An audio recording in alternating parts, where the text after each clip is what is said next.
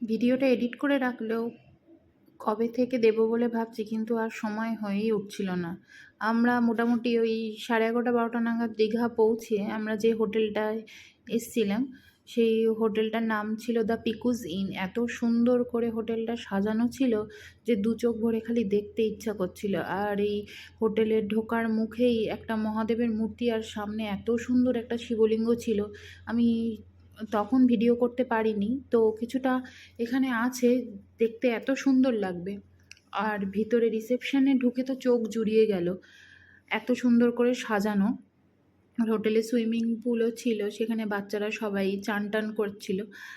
আর এই যে এই গাছটার কথা না বললেই নয়, বেগুনভেলিয়া গাছ সম্ভবত, আমরা কাগজ ফুলও বলি। তা গাছটাকে প্রথমে দেখে আমি মনে করেছিলাম যে ওটা বোধহয় সত্যিকারের গাছ, কিন্তু আসলে সেটা সত্যিকারের না, ওটা প্লাস্টিকেরই। কিন্তু দূরের থেকে দেখে মনে হচ্ছিল খুব সুন্দর লাগছিল গাছটাকে দেখতে।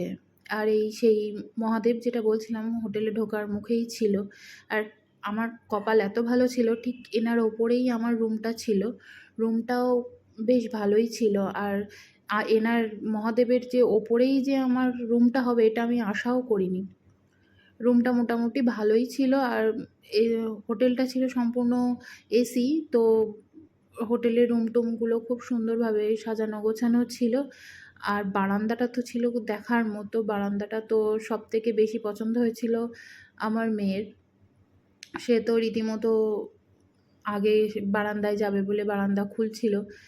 আর বারান্দা দিয়ে সামনেই যে রাস্তা দেখা যাচ্ছে, আর নিচেই মহাদেব রয়েছে, ওই যে গোল করে দেখা যাচ্ছে যে কাচের মতো ঘেরা, ওই মহাদেবের মাথার উপরে ওই শেডটা দেয়া, যাতে হয়তো বৃষ্টি টিষ্টি না পড়ে বা রোদ টোদ না পড়ে। ওই কারণে এই যে সে বারান্দা খুলছে, বারান্দাটা খুব সুন্দর ছিল। আমার ছেলে ছোট বলে আমি সহজে খুলে রাখছিলাম না, বলা যায় না বাই চান্স যদি পড়ে টরে যায়। এই ছিল আমাদের হোটেলের রুম। তো ভিডিওটা এইটুকুই, আবার পরের ভিডিওয়ে দেখা হবে।